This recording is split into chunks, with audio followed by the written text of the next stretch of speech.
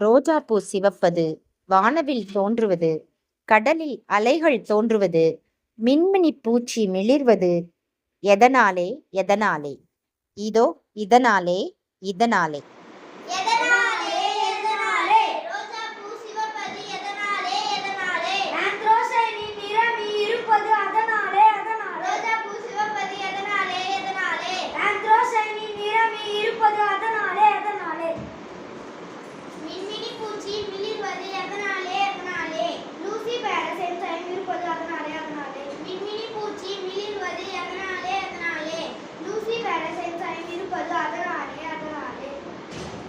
கடலில் அலைகள் தோன்றுவது எதனாலே எதனாலே? சந்திரனின் ஈர்ப்பு விசை அதனாலே அதனாலே. கடலில் அலைகள் தோன்றுவது எதனாலே எதனாலே? சந்திரனின் ஈர்ப்பு விசை அதனாலே அதனாலே. வானவில் தோன்றுவது எதனாலே எதனாலே? வானின் நீர்த்துளியில் சூரிய ஒளி ஊடுருவது அதனாலே அதனாலே. வானவில் தோன்றுவது எதனாலே எதனாலே? வானின் நீர்த்துளியில் சூரிய ஒளி ஊடுருவது அதனாலே அதனாலே. மேகம் கருப்பது எதனாலே? அதிக அளவு நீர் மேகத்தில் இருப்பதால் சூரிய ஒளி ஊடுருவ முடியாததாலே. அதனாலே அதனாலே. அடுத்ததாக, பறவைகள் பறப்பது எதனாலே? எலும்புகளிலும் இறகுகளிலும் காற்றுப்பைகள் உள்ளதாலே.